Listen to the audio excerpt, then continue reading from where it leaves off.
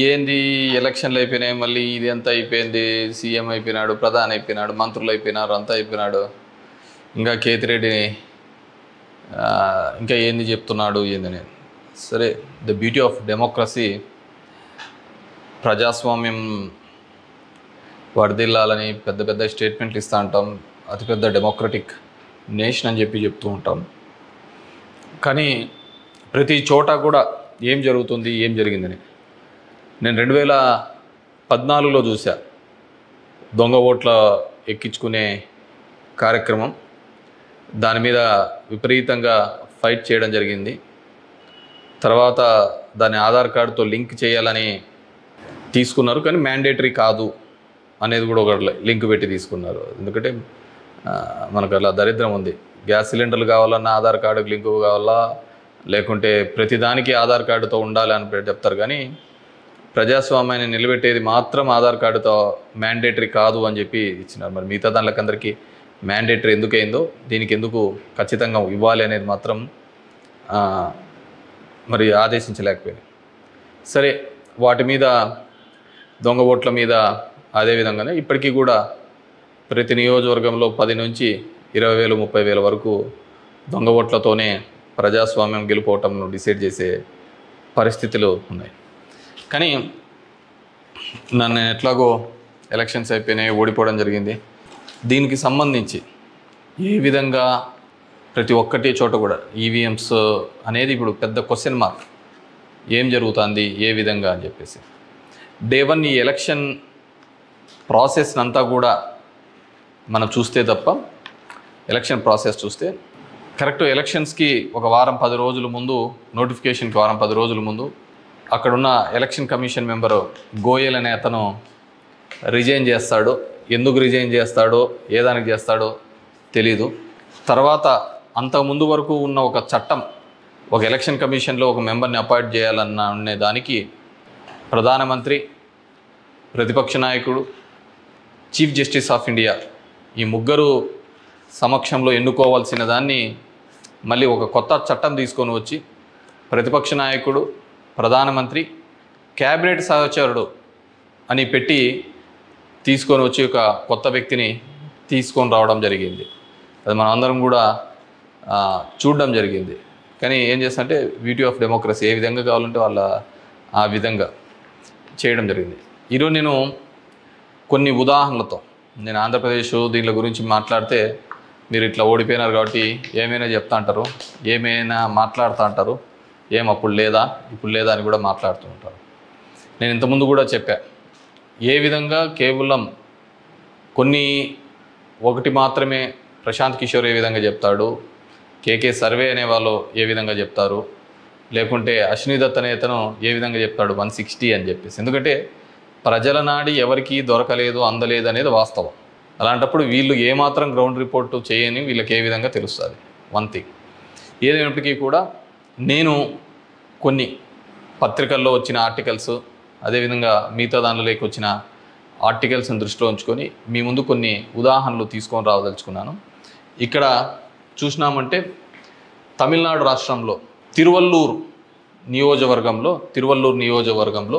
ఇది పార్లమెంట్ వైజ్గా నేను చెప్తున్నాను, టోటల్ 14,30,738 ఓట్లు పోల్ అయింటే, కానీ ఈవీఎం మాత్రం కౌంట్ చేసినప్పుడు 14,13,941 ఓట్లు 47 ఓట్లు చూపించాడు. అంటే 16,791 ఓట్లు కౌంటింగ్ చేసిన దానికంటే పోలైన ఓట్లు తక్కువగా ఉన్నాయి తిరువల్లూరు అనే విధంగా. అదేవిధంగా అస్సాంలో చూస్తే 10,760 ఓట్లు తగ్గినాయి. అంటే వీళ్ళు కౌంట్ చేసిన దానికి, వీళ్ళు ఈవీఎంలో ఇచ్చిన దానికి పోలింగ్ అయిన దానిలోకి చూస్తే, పోలింగ్ అయినది చూస్తే 12,40,306 అయితే ఈవీఎంలో కౌంట్ చేసిన దానిలకు 12,29,546 ఓట్లు ఉన్నాయి, 10,760. ఒడిస్సా ధనకల్ అనే చోట 11,93,460 ఓట్లు ఈవీఎంలలో పోలైంటే, ఈవీఎంలు కౌంట్ చేసినప్పుడు మాత్రం 11,84,033 9,427. అదేవిధంగా గుంటూరు మన ఆంధ్రప్రదేశ్లో చూస్తే 14,11,989 పోల్ అయింటే కౌంటింగ్ చేసినప్పుడు 14,04,061 ఓట్లు 7,928 ఓట్లు పోలైన దానికంటే ఈవీఎంలలో తక్కువగా కనపడడం జరిగింది. అదేవిధంగా ఎక్సెస్ వచ్చినాయి, అంటే పోలైన దానికంటే ఈవీఎంలలో ఎక్సెస్ రావడం జరిగింది. ఆ సంఖ్య చూస్తే అస్సాంలో కరీంగంజ్ అనే చోట చూస్తే 11,36,538 ఈవీఎంలలో పోలైంటే ఎంచే టైంకి 11,40,349 అంటే 3,011 ఓట్లు పెరిగినట్టు కనపడినాయి. అదేవిధంగా ఒంగోలులో చూస్తే ఈ 13,99,707కి కౌంట్ చేసినప్పుడు 14,11,174 ఓట్లు. అదేవిధంగా ఒడిస్సా దాంట్లో బలాస్పూర్, మధ్యప్రదేశ్లో మండ్లా, అదేవిధంగా బీహార్లో బుక్సర్, ఇవన్నీ చోట పోలైన ఓట్ల కంటే ఈవీఎంలలో పెరిగిన ఓట్లు ఇవి. అదేవిధంగా ఇక్కడ పోలైన ఓట్ల కంటే ఇక్కడ తగ్గిన ఓట్లు. ఇది ఓవరాల్గా కూడా చెక్ చేసుకుంటే వచ్చిన విషయం. రెండో దానికి చూస్తే టోటల్ ఈ విధంగా చూస్తే దేశవ్యాప్తంగా 140 నియోజకవర్గాల్లో ఈ విధమైన ఓటు డిఫరెన్సెస్ జరిగినట్టు మొత్తం దీనిలో ఫామ్ 17C దీనిలో చెక్ చేసిన చోట మనము చూడడం జరిగింది. పైకెత్మా. అదేవిధంగా ఈ విధంగా 16,000 ఓట్ల నుంచి ఈ విధంగా చేయడం జరిగింది. మే 25 ఈసీ రిలీజ్ చేసిన దాని ప్రకారము ఒక్క నిమిషం, ఇవన్నీ కూడా చిన్నవి మాక్ ఓటింగ్లలో జరిగినవి ఇవన్నీ అని చెప్పేసి వాళ్ళు చెప్పడం జరిగింది. ఇంకా ఏమంటే ఫామ్ 20 ఇంకా ఇంతవరకు ఆన్లైన్లో కూడా అప్లోడ్ కాలే. మామూలుగా ఇవన్నీ ఆన్లైన్లో అప్లోడ్ కావాల్సిన విషయం. ఎందుకు అవన్నీ చెప్పచ్చు, లక్షల మెజార్టీలలో వస్తున్నప్పుడు ఈ 1000, 2000, 3000 ఎందుకు ఈ విధంగా అని చెప్పేసి నేను దానిలో కూడా కొన్ని ఉదాహరణలు చెప్తాను. దీనిలో సంబంధించి చూస్తే మొదటిది ముంబై నార్త్ వెస్ట్ మహారాష్ట్ర దానికి సంబంధించి మొత్తం ఈవీఎంలలో పోలైన ఓట్లు 9,51,580 ఓట్లు మొత్తం పోలైనాయి. కానీ ఈవీఎంలు లెక్కేసినప్పుడు దాంట్లో 9,51,582 ఓట్లు ఈవీఎంలో మాత్రం కౌంటెడ్గా కనిపినాయి. అంటే ఆడ లెక్క చేసిన దానికి దీనిలకు సంబంధించి తేడా కనపడడం జరిగింది. కానీ అక్కడ ఏం జరిగిందంటే శివసేన యూబీటీ అభ్యర్థి డిఫీటింగ్ అమోల్ గజనాన్ అనే అతన్ని 48 ఓట్లతో మాత్రమే అక్కడ ఓడించడం జరిగింది. అదేవిధంగా సెకండ్ కేసులో చూసినాము అంటే జైపూర్ రూరల్లో రాజస్థాన్లో 12,38,818 ఓట్లు ఈవీఎంల ద్వారా పోలైంటే కానీ ఈవీఎంలలో లెక్కించినప్పుడు మాత్రం అది 12,37,966 ఓట్లుగా మాత్రమే చేయడం జరిగింది.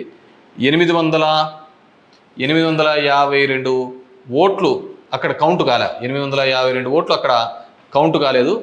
బీజేపీకి సంబంధించిన రావు రాజేందర్ సింగ్ అనే అతను ఈ సీట్ని గెలవడం జరిగింది. అతను గెలిచిన దానికి మార్జిన్ 1,615 ఓట్లు, 1,615 ఓట్లతో ఆయన గెలవడం జరిగింది. 1,600. కానీ అక్కడ వచ్చిన తేడా 852. ఇది ఇట్లా మారిపోయినా ఇది ఇట్లా గెలిచిందో అంటే ఆ లోయెస్ట్ మార్జిన్. ఎందుకని థర్డ్ కేసు చూస్తే థర్డ్ కేసు కంకర్ ఇన్ ఛత్తీస్గఢ్ అక్కడ పోలైన ఓట్లు 12,61,103 ఈవీఎంల ద్వారా ఓట్లు పోలైంటే ఈవీఎంల ద్వారా మనకు ఫామ్ 17లో ఇచ్చినప్పుడు ఈవీఎంల ద్వారా ఉండేది. కానీ లెక్కేసినప్పుడు 12,60,153 ఓట్లు అక్కడ కౌంటెడ్ అని 950 ఓట్లు ఆడ కౌంట్ చేయలే, మిస్ అయినాయి. ఎట్లా మిస్ అయినాయో తెలియటంలే, ఎక్కడ కనపడటంలే. దాని ద్వారా బీజేపీకి సంబంధించిన భోరో రాజ్ నాగ్ అనే ఇతను గెలవడం జరిగింది. 1,884 ఓట్లతో గెలవడం జరిగింది ఇతను. Fourth case Farrukhabad in Uttar Pradesh 10,32,244 EVM ఓట్లు పోల్డ్ అయితే కానీ ఈవీఎంలలో చెక్ చేస్తే ఫామ్ 17 ఒక విధంగా ఉంది, దీనిలో చెక్ చేస్తే 10,31,740 ఈవీఎం ఓట్స్తో ఉన్నాయి. 460 ఓట్లు కౌంట్ చేయలేదు. ముఖేష్ రాజ్పుత్ అనే అతను గెలిచినది 2,678 ఓట్లతో. ఇటు గెలుపోవటంలో కంటే మార్జిన్ కంటే అసలు ఈ ఓట్లను ఎక్కడికి పోతున్నాయి, ఎక్కడికి మిస్ అయిపోతున్నాయి. అండ్ ఈ కేసులలో చూస్తే ఇవి అసలు వివిప్యాట్లను కౌంట్ చేయాలని, అదేవిధంగా 100% ఇవన్నీ మాల్ ఫంక్షన్గా జరుగుతున్నాయని చెప్పినా కానీ మార్జినల్ ఎర్రర్ అని, అదేవిధంగా సర్ప్లస్ ఓట్లు ఎందుకు వచ్చినాయనే విషయాన్ని ఇంతవరకు కూడా ఎలక్షన్ కమిషన్ చెప్పలేకపోయింది. అదేవిధంగా పార్లమెంట్ వైజ్గా ఎక్కడ తగ్గినాయి ఏ విధంగా అని చెప్పేసి ఇంతవరకు ఒక స్టేట్మెంట్, ఒక రీజనబుల్ స్టేట్మెంట్ కూడా ఇవ్వలేకపోయింది. ఈవీఎంలలో ప్రతి దానిలోనూ కూడా ప్రతి పార్లమెంటుకు సంబంధించి ఈ విధంగా తక్కువ ఎక్కువ వచ్చినట్టు కూడా వాళ్ళు ఎగ్జిబిట్ చూపించలేని పరిస్థితి. ఎందుకంటే ఇది గెలుపోవటంలో సంబంధించిన సమస్య కాదు. ఎలక్షన్ కమిషన్ ఇంకా ఫామ్ 20 అనేది అప్లోడ్ కాకపోవడం, ఎలక్షన్ కమిషన్ కేవలం ఒక 10 రోజుల ముందు ఎందుకు అతను రిజైన్ చేసినాడు, ఏ కారణాల వల్ల రిజైన్ చేసినాడు, ఎన్నుకునే పద్ధతిలో పాత పద్ధతి తీసేసి కొత్త పద్ధతి ద్వారా ఎందుకు ఎన్నుకోవాల్సి వచ్చింది, ఎందుకు మిగతా వాళ్ళందరూ కూడా చాలా అర్లీగా ఇది 400 అని ప్రిడిక్ట్ చేస్తూ ఒక భావన చెప్పడం.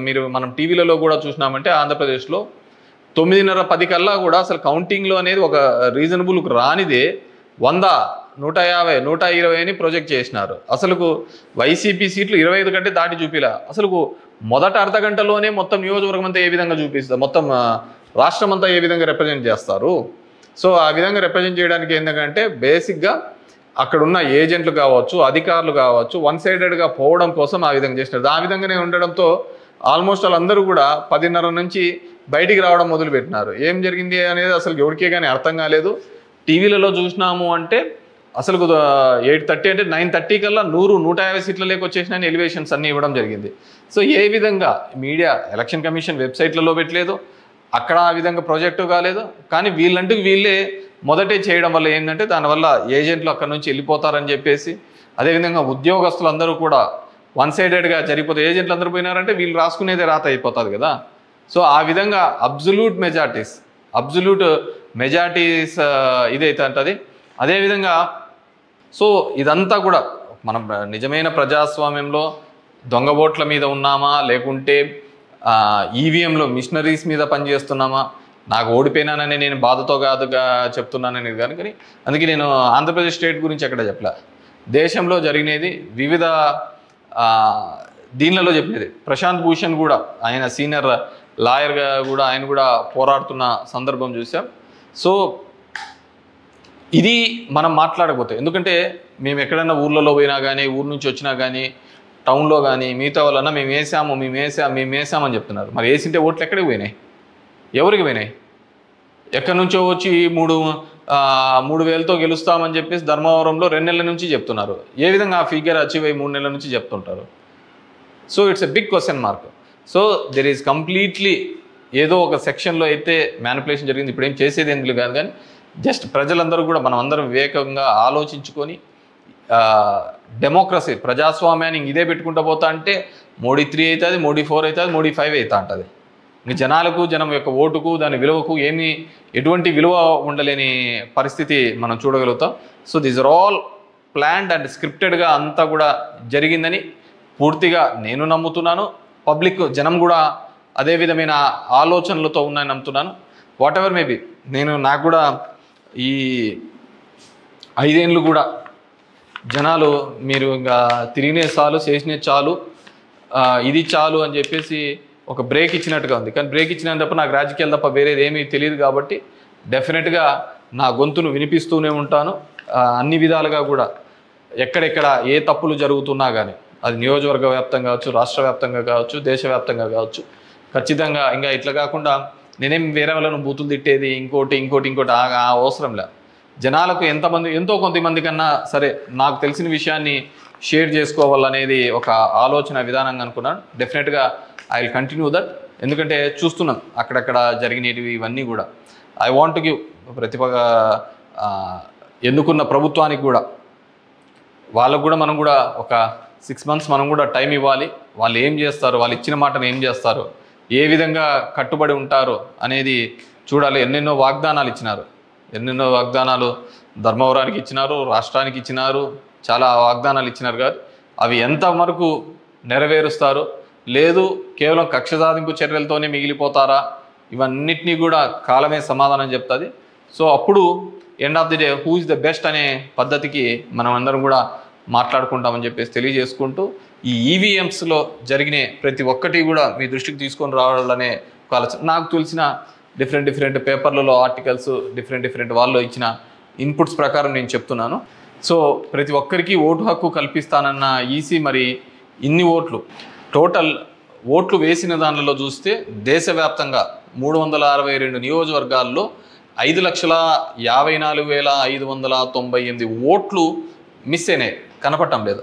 అది అంటే అది హెచ్చు తగ్గుల్లో కావచ్చు, దీనిలో కావచ్చు, కరెక్ట్గా రాకుండా అన్ని ఓట్లు మిస్ అయినాయి. మరి ఈ ఓట్లని ఎక్కడికి పోయినాయి? సో ఇదే పద్ధతిలోనే మొత్తం నడవాల్సిన పరిస్థితే అనేది కూడా మనమందరం కూడా ప్రజాస్వామ్యంలో ఉన్న ప్రతి ఒక్కరు కూడా మనమందరం కూడా ఆలోచించుకొని భవిష్యత్తులో దీని మీద మాట్లాడకపోతే నిశ్శబ్దంగా ఉన్నాము, వచ్చింది మన గవర్నమెంట్ ఎగలాడదామని, ఇంకోటి వచ్చింది ఇది అని చెప్పేసి వాళ్ళు చేసినారు. సరే, సదరన్ పార్ట్ ఆఫ్ ఇండియాలో కొత్తగా తీసుకొని వచ్చినారు, కులం మతం అనే దాని మీద రాజకీయం తీసుకొని వచ్చినారు. కానీ ఇవన్నిటినీ కూడా ఆలోచించాలి. డెమోక్రసీని మళ్ళీ మనం అందరం కూడా నిలబెట్టాలి అంటే కూడా ఇవన్నిటినీ కూడా ప్రజలు ఆలోచించుకొని వారి గలమిప్పి వారందరూ కూడా వీటి మీద మాట్లాడాల్సిందిగా కోరుతున్నాను. Thank you.